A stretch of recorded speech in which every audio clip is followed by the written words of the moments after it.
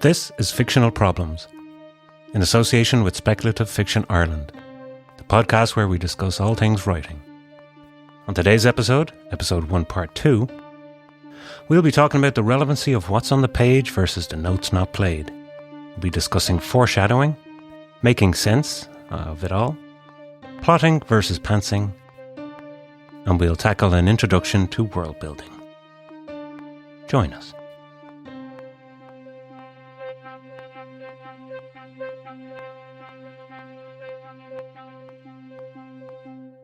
The cog, a galleass, and a galleon. I think it was three types of a set of three ships that the Iron Bank of Bravos travelled around with.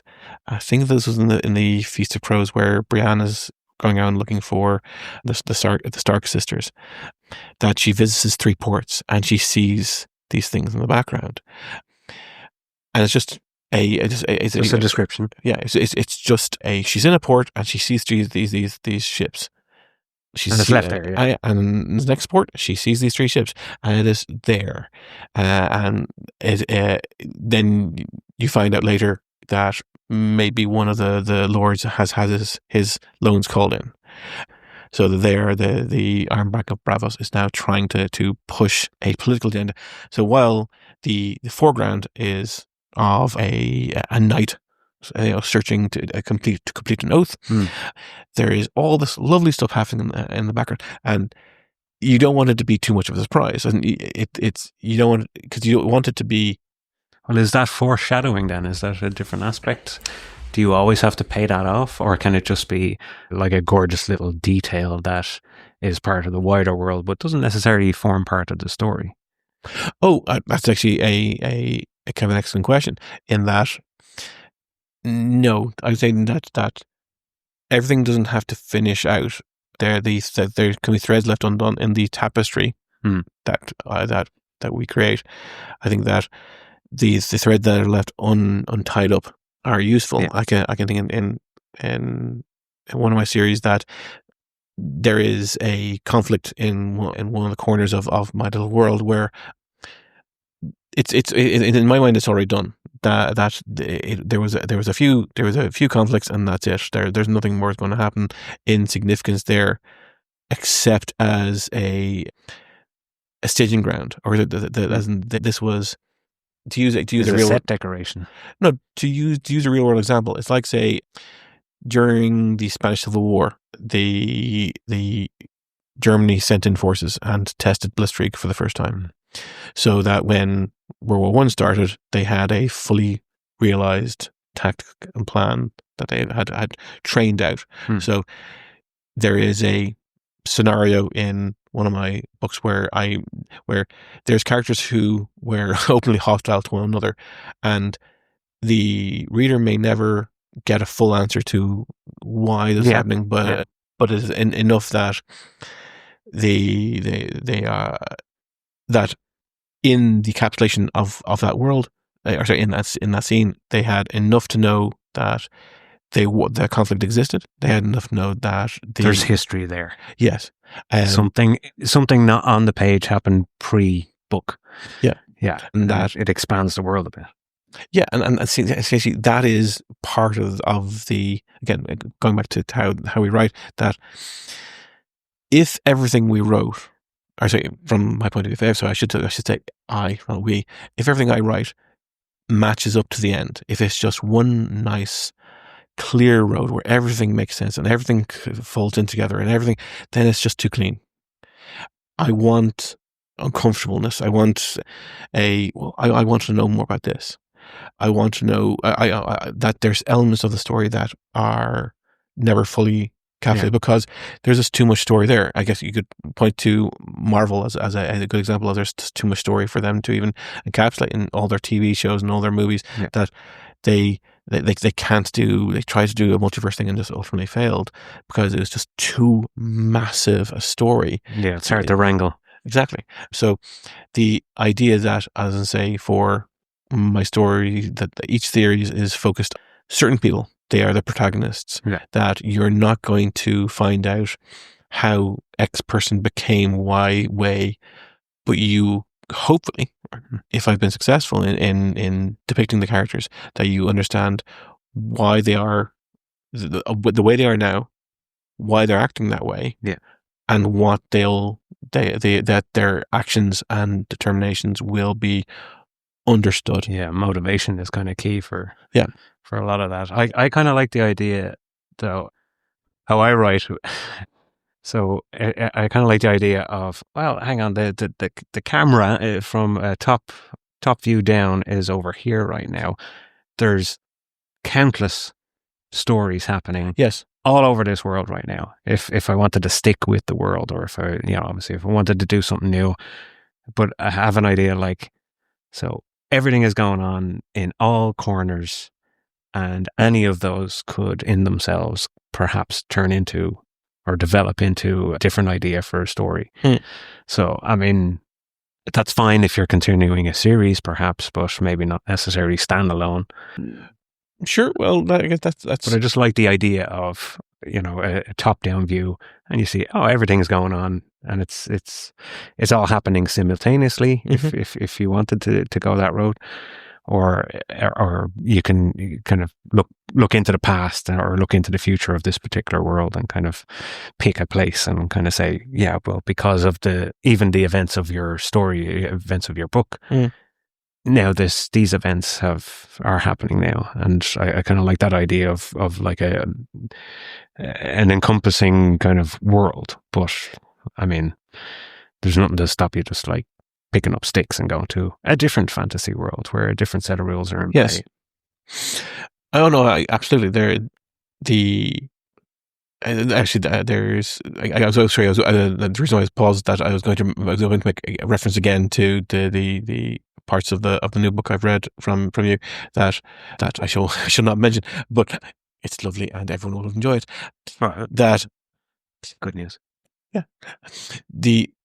I would say that I suppose we can't tell everyone's story completely. That, and I guess you could say also look at, say, A Song of Ice and Fire again as a problem where he has so many characters and it has gone out so far that unless he starts killing more characters to bring it back to a satisfactory finale, given what happened with this TV series, I don't know. That that'll be maybe a question in itself. It becomes like herding cats, essentially. Like trying to get them all in a line, like it's impossible. But again, we are our own masters in that regard. Yeah. We are the ones who decided we wanted cats and not dogs. Dogs being far more loyal than most of them. Shouting at the page, going, "Why? I gave you life. Why are you being difficult? All I want is for you to do this, but it doesn't make sense for your character. So you're now doing that instead, and this is terrible." Yes, one of the things characters that I should be giving, as I promised to give the next book that I promised to give you to have a read of. Looking forward. I'm still in the process because I think it comes down to the main character's central motivation of I have a conflict at present, and again this is partly what this podcast is about, in that when a reader reads it, they'll read the final version of it, the ultimate version of it. So they won't have experienced this character in her previous metamorphosis, previous to protoform, to becoming the final person on that page. At the moment, I'm having a difficulty between her actions and her motivations, and that's because halfway through, I essentially changed her occupation. And I'm comfortable. She got a new job. Oh, congratulations! It was retroactively applied, so she's been doing the job for a while. But she got a new job that she has always had. Exactly. Yeah. Okay. So what she ultimately did or does in the story has to correlate with the reasons she took up this vocation. Yeah. Even they were hiring. Is that no? This is not good enough. No, well, no. It has to match for the character. It doesn't. I think actually, it doesn't have to match for anything other than in my head. Yeah. Okay. even if the text on the page doesn't change, I have to be happy enough that once that is questioned in a later book, or that if when it comes up again, that I am comfortable that her description of it, like as I said, with the kind of the empty space, if a conversation happens that is tangentially even related to her actions, and how she talks about them, it should be enough to let the reader know, hang on, there is something going on. I could go into more detail, but I'm not. No, it makes sense. Yeah, no, completely. But it's and in a way, it's given that authenticity, like you say, in your head. You have the answer to the unasked question of why is this person doing that? So you're like, I know that. So as you continue to write, then I guess it's a case of, that the motivations are clear, so I can follow that through line for this particular character and the particular character arc that this character is involved in. Yeah. So that completely makes sense to me. It's finding that, it's like, I think I'm just listing off all my touchdowns. Like, I think it was Joss Whedon, yes, the person who's been cancelled.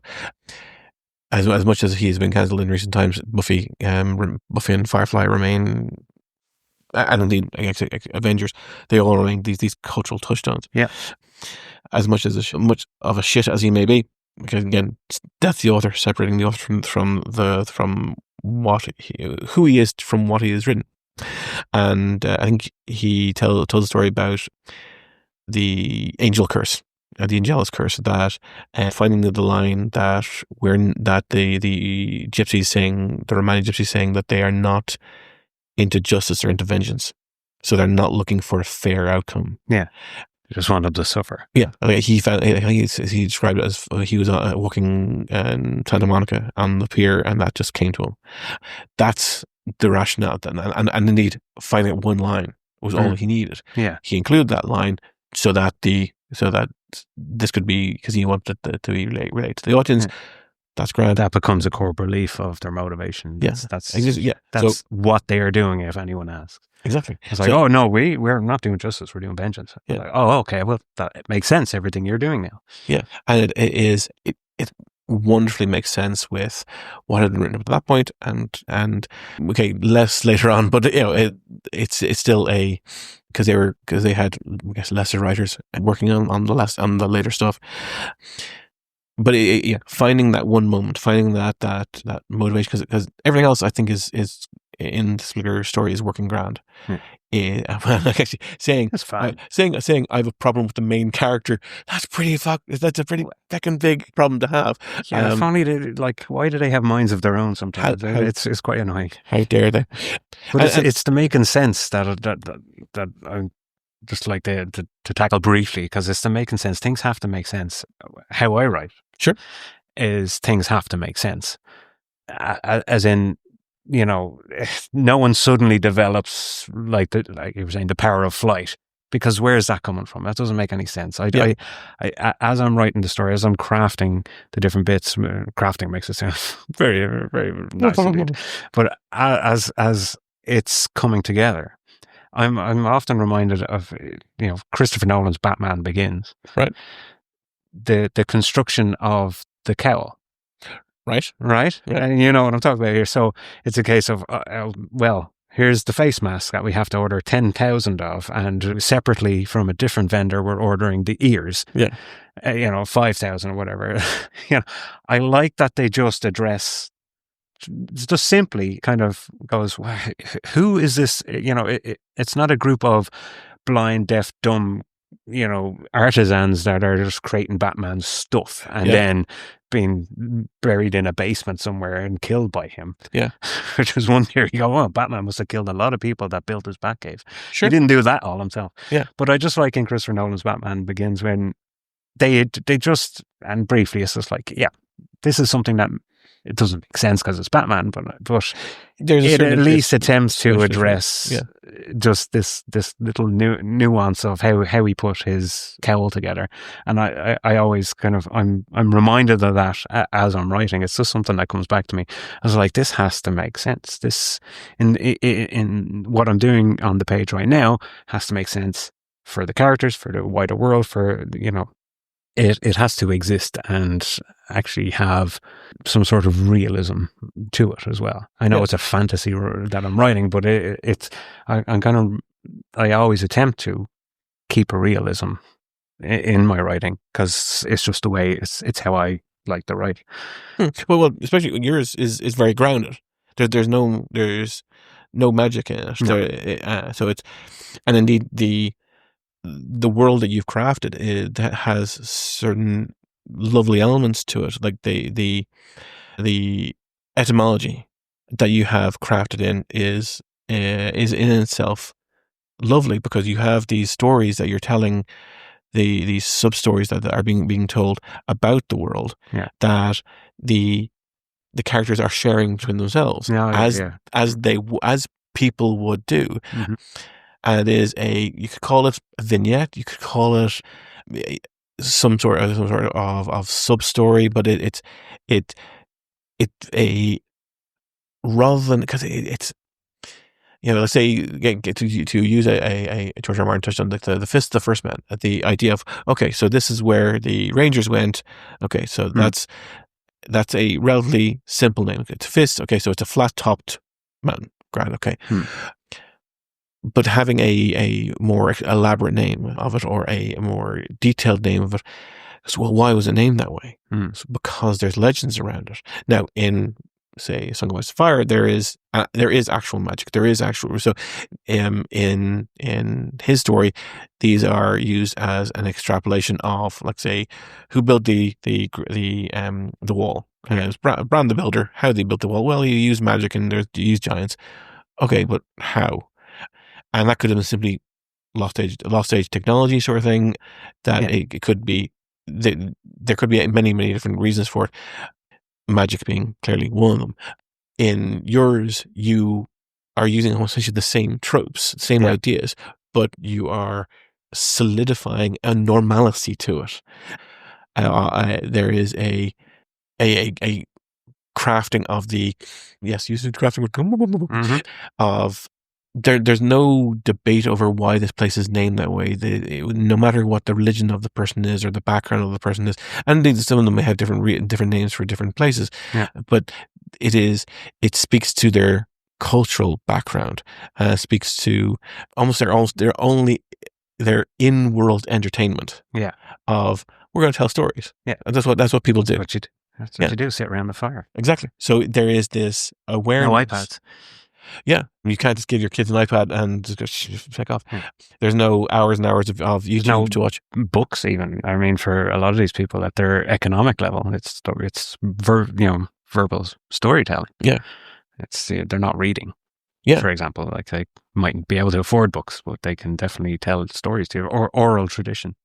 And it is perhaps that, and it's because you can use it also.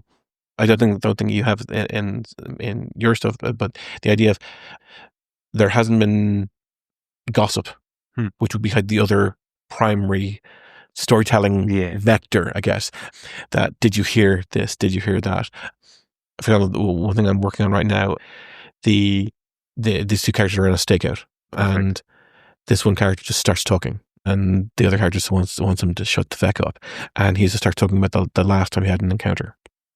That was meant to be a 2-page thing. Again, I don't do brevity, and I still have to finish it. Well, use 2 pages and 30 will do. Exactly. It's become a chapter in its own right. And things I've now, because of how that story has unfolded, it's about showing. It's about, so this particular story, which I'm working on, is about the core of the story, to talk about from a world building point of view. It's in serial killers, and in kind of the heightened reality of kind of Jason Voorhees and all that sort of idea, that they are preternatural. So I have They always come back again for they more. always, but you shoot them and they don't die. Yeah. That as in the line at the end of, I think it was Scream. It says he's going to come back in, and then she just he caps or her who him her can't remember, or I won't spoil him her is shot. That you have our protagonist who hunts down these kinds of preternatural serial killers. Yeah. And that's the kind of the larger, the most grand, or the few words as possible, kind of log line. Day job. Well, log line description of the story. In this particular part, she's on a stakeout with this guy, and this guy is basically from a associated group. She generally likes to work alone, but has been forced into working with him, at least temporarily. And he's talking about how his interaction with one of these types of killers, they are monsters, but they are kind of, they push into a almost nightmarish dream-like quality to them, that the weather is always a certain quality. Like, so these people are having these serial killer characters, who I call Silica, or at least I'm currently calling Silica. I reserve the right to change that. Are having prerogative. Are having a demonstrable impact on the world around them. That, cell phones stop working. That it's not just you're traveling through the Appalachians and the cell phones stop working. It is because of the presence of these individuals that they have this disruption. Yeah, that the world is having. The world becomes worse around them. And indeed that keys into their motivations. That there's an intentional action happening here. That their effect. It's like, because they have this effect, then they also will use it. They'll also kind of, are they serial killers because they had this effect, or do they have this effect because they're serial killers? So to bring it back to the base question about how we write, and how we're relaying information to the reader, that in this narrative there's a lot of focus on how information is being recorded and how information is being stored. So the first report is about where these people on drugs, that they saw these crazy monsters, or they saw these preternatural things happening, and then the reports get edited and get changed and get sanitized, and then suddenly it was a guy with a knife that did these bad things, rather than a 9 foot tall troll-like creature. So there is a interpretation in the world about how the effects are happening on the world, and how the human characters, the normal characters, are rationalizing it away. So what was meant to be a two-page sub-story gives a detail of, introduces this character, shows his interpretation of how he had this encounter and how he lost people, and it essentially is him telling the story, but it is very much giving as much of a insight into him and the world at the same time. Cool. Let's move on to, because I know the ways that a lot of people write. I mean, there's this big debate over, is it plotter versus pantser or plantser? Some combination. Halfway through between the two, yeah, some combination of both. Where do you, which category would you fall more into? I would say that the purists tend not to exist. I think if someone calls himself a plotter, then they're still going to have some pantser elements to them. Yeah. The way I describe it personally is, if the entire length of the story is an alphabet, then I'll know a different number of letters already. So say I might know 16 of the letters. I might know A, B, C, E, F, G, I, J, M. So there'll be missing pieces along the way. So like story beats that you are trying. Beats, or beat I would describe as something like relatively smaller. Momentous events. As an example, Parliament Crow is one of my series. When I originally wrote Parliament Crow, I wrote it as a 5-series TV show. And I had gamed out of the 105. So back in the day, this was back in the day when they did 20 episode TV shows, 20 episode seasons. I had gamed out 105 episodes. Of the 105 episodes, I gamed out about 80 of them. So this was going through basically 4.5 seasons. So, and I knew to the point of, I knew how the final episodes ended. I knew the songs that I wanted to play on the episodes as they ended. I had the funereal songs for some of the characters, and I had the final scene in my head already. As a sub example, is that the first season was meant to end with a certain event a certain event which is going to happen at the end of the potentially fourth book. So the first season. So I still have planned out in the original form, because it has changed. This was back in 2012, I think. So this was a good while ago. So that was the original plan. So the plan has shifted over time, but has solidified when I decided to do it as a novel series. So I would decide that I want something to happen. I wouldn't necessarily know how I'm going to get there. Sure. That will then cause shifts. So, for example, I might know how go to A, B, C, D. I might know I want to go to F, but I wouldn't know E. How I wrote E would become the Panzer side of things, if you want. And that may result in an F1 or an F2 as a shift away. A branch off.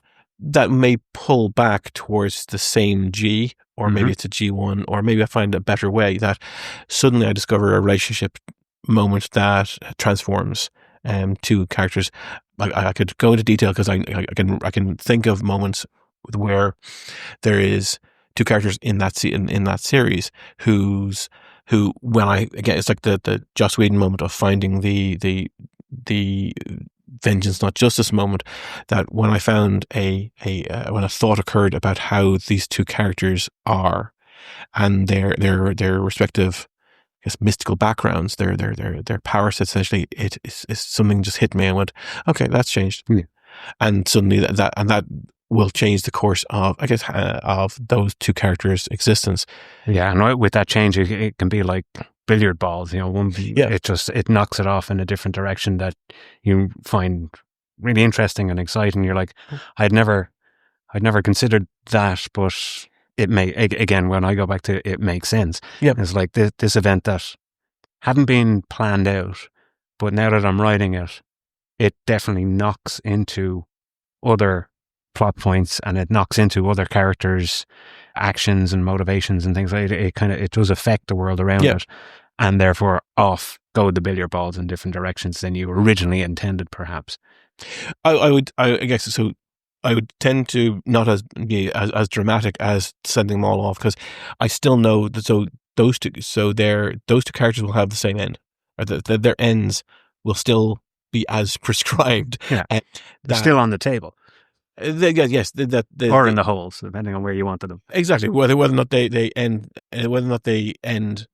wherever their story ends, whether that be post the last word or pre the last word, their trajectories in a plot point of view haven't changed all that massively, but how they interact with people. And so it is a case of, and I think that is also a question in itself. Should these what I would consider in this particular case a significant moment of change of personality result in a change in plot? And I'm kind of thinking no, because the change in personality, and they're still warriors in a fight. It's like if a soldier has an affair on the front line, he's still fighting a war. He's still going to go over the top. He's still going, he might have more to lose now. Yes, but it may recontextualize stuff and give a perhaps hopefully more deeper, or I say more a truer understanding of that character, to say that they are still going ahead with while doing, even though you have the audience member going, why are you doing this? Stay with them, stay with the person you love, or stay, why you sacrificing? And in that question, hopefully the reader understands that they can have that reaction. Again, it's similar to the evil character. You don't want the bad character. You want the understood. You want the understood character. This is in regard to the protagonist as well. You want all of them to be understood, even if they are having actions or taking actions which the person doesn't want them to have, because if you've established a rapport between character and reader, then there's a part where, and I always use TV shows there because it's most likely that people will have a general, as in they'll have generally consumed more TV shows than the same books. I always find that if a TV show runs 5 or 6 seasons, you're always going to look at season 2 or season 3 and go, they're the ones that's where I really liked, because that's where you established your like for the character. Mm-hmm. And then 4, 5, 6, they continued on their trajectory, or but you knew that, okay. That's when you get a scene like the Red Wedding, which is so upsetting to so many people. They're like, no, I like those people. Yes. It's like, why is this happening? But and actually that's a perfect touchstone, because people still tuned. I think the Red Wedding was like an episode 9 out of 10. People still tuned in for episode 10. Yeah. Nothing about that stopped the interest of people of tuning in for that, continue the story. That they had you want them to have this reaction. So, and I would say that, to go back to your original question about plotting versus pantsing, is that perhaps and to my ethos, that the plotting is the structure. If you, and then the pantsing. So I'm about to use a Wendy house as an example. The steel girders of the building. Exactly, and then you have the skeleton. Yeah, and then you have the softer material that gets covered over. It's like, say, a tent. You have the structure, and then you have the fabric that goes over. That it's still a structure. Yeah, it's still going to protect you from the weather, but you can replace the fabric easier. Yeah, you can't just put up the structure any old way, because you won't be protected from the rain. For example, in the tent analogy. Yeah, you're going to have a leaky tent or sleep in the muck. Yeah, it's like I watch. I think there was the Outdoor Boys. There was a guy who did outdoor content.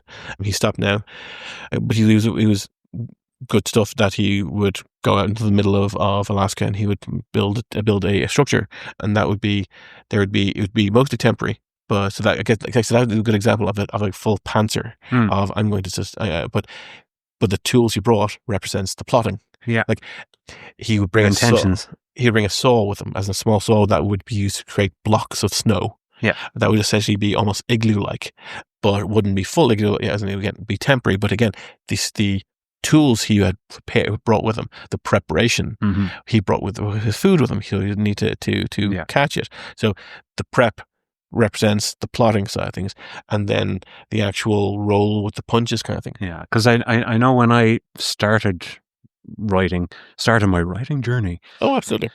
It was a case of there was a number of different projects where I'd start into something, and I can't wait to see where this goes. I have no idea. I'm going to again, it goes back to something I started talking about, was I take the character. I was like, okay, here's the character. I don't know what's going to happen to them. I'm going to put them in a scenario and see. And they were more like writing exercises, I guess. Okay. And that's when I would have considered myself more in the pantser category than the plotter category, because it's a case of, but that's an exercise. That was something I was doing just to see where it goes. At a certain point, I was like, have a character. Okay, have a character. Have them in a location. All right, I've described the location. Now they're doing what? Okay, they're doing this. What happens because they're doing that? Does someone notice it? Okay, someone notices it. Are they happy about it? No, they're not. Conflict is starting. How does the conflict resolve? And so on and so on. Sure. And it would be just like a little short exercise that I would do countless times. Like I did it so many times, just off the top of my head, just start writing. another character is like, okay, get the basics down. What is this? What is this character? Where are they? What are they doing? What happens when they do that? So when I started then writing my novel, there was an element of that, definitely in so far as I know I had in my head that I have had this inciting incident which was supposed to kick off the entire story. I was like, okay, I have this idea and this is happening, and because of this, obviously it'll knock into the billiard balls we're talking about, and I'll follow them and kind of try and tie it all together in the end. But that inciting incident that I thought would be chapter 1 ended up being, I think, chapter 8 or 9. Sure, yeah. Something like that. It kept getting pushed out while I was kind of exploring the characters and kind of building the world as well. So I thought I could just jump in with this inciting incident in chapter 1 and off to the races we go, and we'll see. So again, that was like a long time ago when I was obviously, and still am, learning how to write. Well, that's an ongoing process. Yes. That never stops, I don't think. Yeah. There's no one that says, I know everything. Yeah, I'm done. I'm done. Yeah. I've reached this, but that would also relate into the kind of from the plotter point of view, that if you discover at that moment that you have a realization about a character, or have a relation about even an element of the world, that you didn't realize that these two countries are having an interaction that really should have, or one thing I love is the idea of writing by cartography. That I love looking at fantasy maps and then just zooming into and going, okay, if I put a city here, what's it mean? Then build out from there. Or how did the city get there? Why is the city there? Is it? Yes. Is it an ancient city? Is it's sitting on source of fresh water in a desert? Is it? Yeah, exactly. So, or if it's gold rich in the mountains, is it sitting on a pass? What the races are involved? I think again. So if you take a city and and just from a plain map point of view, just if you remove topography for the moment, and you just have the sea, land and landscape, you drop a dot, a pin on the mountain on the map. Okay, is this how if you make the first decision of it has dwarves in it versus the decision that has elves in it? Well, suddenly that dot is now going to be surrounded by forest if it's an elf. Again, so stereotypically. But if it's a dwarven citadel, it's underground. So, or maybe that's the front-facing element of an entire dwarf civilization. So I went away from my own point that from to cycle back to the planter and panther idea, that I would say that if you discover that one point, if you're whether it be halfway through your first novel or the halfway through the first series of novels, that if you discover a thing, how you interact with it is important. It may be the case that you ignore it, but then you're going to have to address it. Then you may have to address it. We talked before about fame and popularity. The idea of being interviewed or being reviewed or that sort of thing. That if someone that came along, this person, I noticed how this person and this person get along very well. Why didn't they? It's like, well, are you simply going to say you're not going to address it, as we've mentioned previously? The idea of we're focusing on ex-protagonists. You're not going to see everything that's going to ever come about. So you're just going to have it all because there's only so many pages in the book. Yeah, you're just going to hang a lantern and walk away. How those things? Well, it will determine for yourself where you fall on that plotter too. I would say in terms of even on a smaller scale though. In terms of definitely how I'm writing is a case of on a smaller scale. Within particular scenes, I might not know exactly where it's going, or I don't know how it's getting there. I might know where it's going, but I don't know how it's getting there. Yeah, as in I know what. Like you should always know at least what your scene is attempting to achieve, and how it's driving the plot, how relevant it is to the overall story. Yeah, but that's what I mean. Like I don't necessarily truck with the idea that, like you were saying, purists don't exist. I don't believe there's a total pantser out there. Sure. That I mean, like I said, I was doing that for writing exercises, but that would not work. None of them would actually make a worthwhile piece of work that people would read.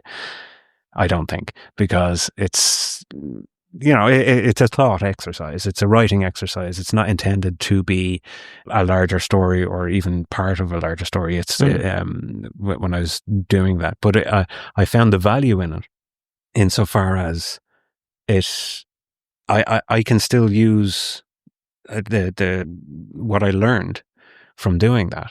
I can still use that, say, even within the scene, to see, like, you know, something I hadn't conceived of, or just an idea might come to me mid chapter, and I was like, actually, that's, like you were saying, there's the G1, there's the truncated avenue off, which I can actually explore and bring that forward as well, and possibly as part of even like a subplot, perhaps. So, but I definitely, it would be a case of I have parts plotted out. I know where it's starting. I know I need to hit A, B, C, D during the course, and I know where it's ending. And then, like that, with writing a series, I know where it's ending, and then to zoom out, I know where that is in the overall series arc.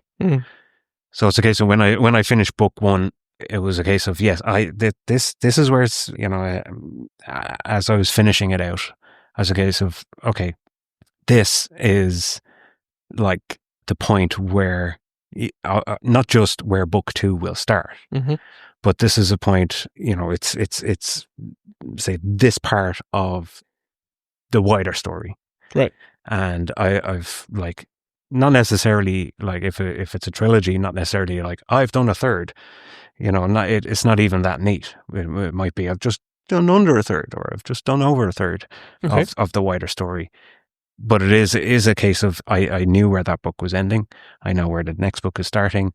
I know where it's going on the map to get where it needs to go. But I definitely, in the writing process, I haven't worked it all out. Sure. You know, there might be something delightful that comes up, and I'm like, oh, I really like this. I'll kind of develop that, or I'll fold it in to the story, and that, you know, it's something I mightn't have seen yet when I first planned it. Right. And it's like, okay, yeah, that makes a lot of sense. Like, how I've developed the characters makes sense for them to do this, or go here, or do, you know, or interact with that person, or try and seek this person out, or whatever those actions have to be. It kind of, like I said, it has to make sense first and foremost. But I like the idea of there is unknown in the writing process, and Yeah. it's what I love, discovering those little secret passages. Sure. I love it. It's one of my favorite things about writing is kind of saying, oh yeah, I can, like, there's this whole other thing. I was like, okay, I'll put a pin in that for now, or see if it's useful in the entire plot for a more entertaining story, or if, you know, to get the point across better, or to get what I'm trying to say in a concise way. You know, so that's what I like about this, the process of discovery. Even though you have a plot, there has to be room for the unknown. Oh, absolutely. And indeed, that's why I say that the purist pantser, I guess, can't even said to be exist, is because they have to have some structure to begin with. Even the question of what character are they writing, what gender of the character, what they're writing in fantasy. Okay, then you've already decided, you've already limited yourself. They're going to be a warrior. Okay, again, you've already limited yourself. Even if it becomes a magical warrior, they're not being of that kind of the pointy hat type. You know, you are making decisions before you've put pen to paper. So, or a space pirate. Then you'd be in science fiction. So, well, that's yeah. So just bringing it in. No, that's you couldn't be a space pirate because you are in fantasy, unless you're going into sailing ships in space, which then again limits you again. but you're making all these decisions before you're putting pen to paper. Yeah. So the purest pantser can't exist. I would I would dare to say, just as the purest plotter can't exist, because I would agree that the finding the bits in between, even if you knew every letter, and to use that analogy of, A through Z, you don't know everything, because although if you did, then you'd already have written it. Yeah, well, that's what makes writing so exciting for me. It's the fun of it, yeah. Yeah, it makes it fun. And at the end of the day, if you're going to spend a lot of time doing anything, you want to be enjoying it. I mean, it doesn't necessarily get easier as as you go on, as you write more and more and more. You become more practiced, certainly, I feel, and you kind of get a sense of what works and what doesn't work, and especially with the reactions to it from readers. That's all fine, but at the end of the day, you're alone with your computer.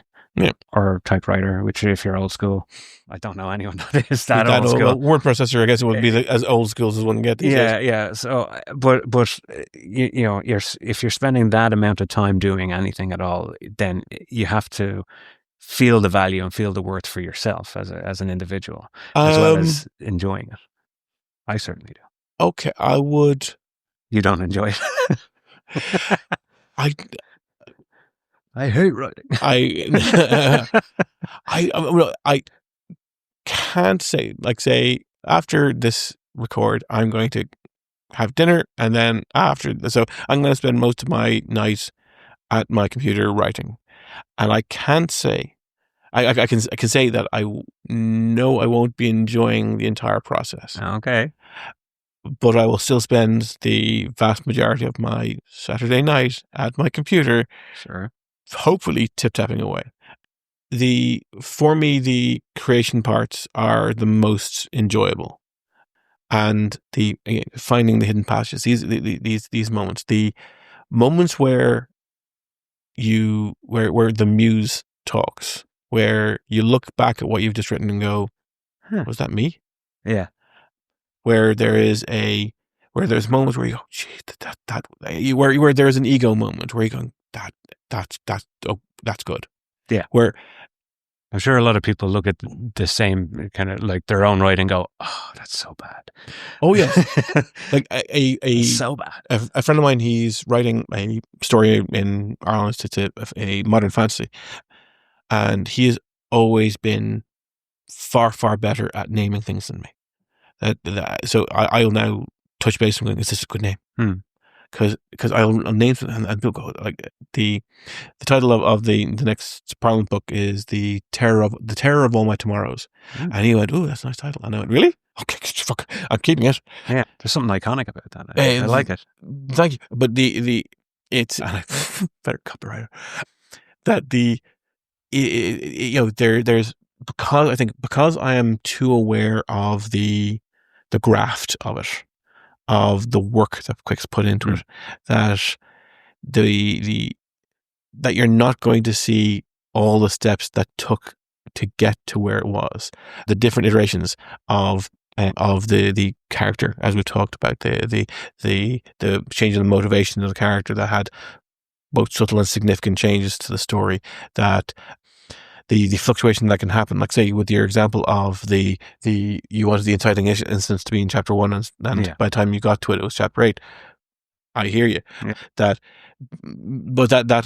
you found a better way to get there. It took time to slowly build up and get there, which is grand. But I could perhaps say that those first 8 chapters, for those first 7 chapters, there may not have been as, because in the back of your head you're going, where's my inciting incident? Mm-hmm. Where's my inciting? So there would have been a struggle there. So it may not have been altogether entertaining. Yeah, it was probably more like, some sort of psychological or mental health problem where I was building the world.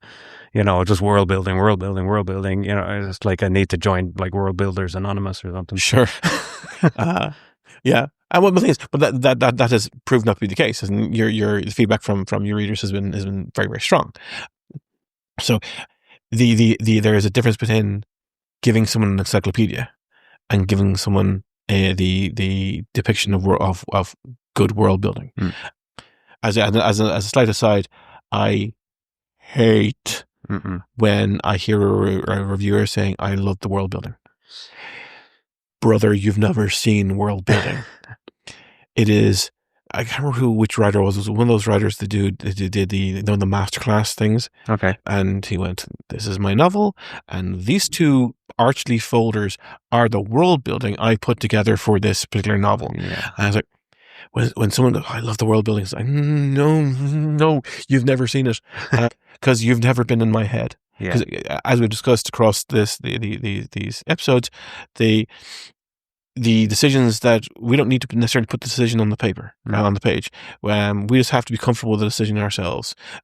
That may be revealed later on, maybe not. Again, the jazz idea of the notes that aren't being played. It's what's relevant. You keep in what's relevant. So it just becomes this weird touchstone of and I think you can see in some bad writing, just extraneous world building stuff that's just in there in info dumps and things like that. Sure, that you're just like, this has nothing to do with the character, where they're going, what they're doing, what the story is. Yeah, you're just showing me how clever you are. Yeah, okay, sure, yeah. Or you're just showing you put so much work into your world that you want everyone to know how difficult it was, and it's taking away from your story. Yes, exactly. Yes, rather than adding to it. Yes, it's like watching a play and complementing the construction of the theatre. Yeah.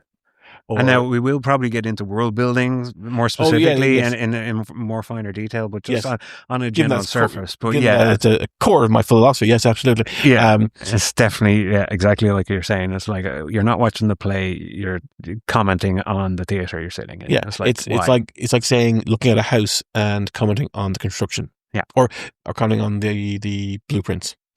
You've never seen the blueprints. Yes. So if you have insight into it, great. But to choose a different word, just like, I love how the story was constructed. Yes, because that's the thing you're interacting with. It's like saying, although, as you're saying that, I'm like, hang on, a lot of any of the reviews that I've read have complimented the world building. Well, in Night of Gaelgar, and I'm like, yes, but okay, let us be more generous, and say that what the person is saying is that they are appreciating what they are seeing of the world building, or what they perceive as world building. Yeah, it's like someone who's red green colorblind is going, "Oh, that's a great color blue." No, it's not. It's purple. So I think if a reader appreciates something, then great. It's just find a different way of. Yeah, because you've never seen the blueprints, and you'll likely and actually these sort of podcasts, these I guess meant to give some sort of insight. Yeah, that lifting a veil. Yeah, that I don't know if it's our intent going forward, but when you release your next book, do we do a deep dive on that one, because then we're talking about spoiler territory and kind of because we. How we interact with our own media and our own creations versus that non-disclosure that I had you sign. The thing I shredded. Oh no, I didn't. Damn. Oh. Yes. Oh, well, let me tell you. So that's a bugbear of mine that it's just like, especially when I hear it in relation to talking about like the TV shows like Star Wars and Marvel. To go, "Oh, I hate the world building." You haven't seen the Yeah, exactly. So yeah. Well, like I said, we'll definitely kind of focus more on world building and world building aspects. I mean, as we definitely intend to go forward with this project, regardless of its success. I mean, it's not sponsored. I don't ever see it being sponsored, but who knows? We are not seeking. We're not seeking sponsors. We will not bow to any sponsor. The choice of the new generation. Yeah. It mightn't even have a listener. So I mean, this is true. Yeah, but we intend to probably carry on. Oh yeah. Anyway, but one of those aspects will be, of course, getting into world building. That's only one aspect. We will be maybe focusing closer on characters or all aspects. how, when, where, why again. Yeah, we've talked more about the different questions that we would be looking into, but and also there could be questions of the day, like say if there is a particular event that happened that around that time that is of particular note. For example, it may be a interesting conversation to about the end of the superhero genre or this current. Because the westerns had their time, the musicals had their time, and maybe this is depending on how Fantastic Four and Superman do, we'll see how the superheroes genre will do. Exactly. But I think that actually it highlights our plot or pantser discussion quite well, insofar as we intend to do XYZ shows and to talk about this, that, and the other, but we're not rigidly sticking to a locked in formula that that's not going to be the rock we die on, is that we have it's this episode we have to talk. No, this is intended to be kind of a loose kind of discussion at those points, chat. And I think we've really enjoyed our chat here today. So this has been absolutely terrible. I've hated every minute of it. So clearly it must be good then. Are we coming at this from the angel and demons side of things? It's like, I'm so super positive. I think this is great. Everything's great. Al's great. And he's like, this sucks. Fuck it. I'm the writing sucks. I'm the last great curmudgeon. That is how I characterize myself. So I think we're just going to wrap it up here for the time being, for today anyway. Grant. And I've certainly had fun. Thanks very much to A.R. McNevin. Thanks, Gary J. Martin. That's what it says on the title page. I don't look at title pages. Okay, until next time. Until next time. Okay, signing off then. Bye. Thank you for listening to Fictional Problems, in association with Speculative Fiction Ireland. In our next episode, for the first part, we'll be talking about where we get our ideas. We'll be discussing the form of our inspiration. We'll be asking if fanfic is even writing. And we'll be asking, am I ready to publish? We'll also have a discussion about series structure. Join us.